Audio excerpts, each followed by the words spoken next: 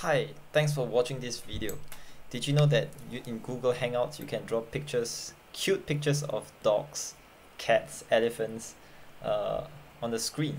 So you can accomplish this using the Unicode DBIME input method editor, which is available on GitHub and SourceForge.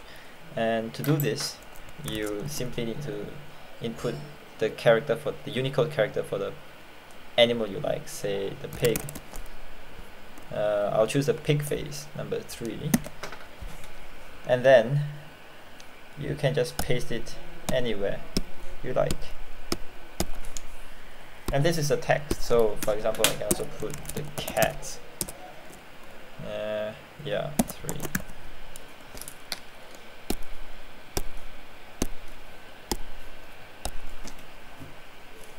Cool, huh?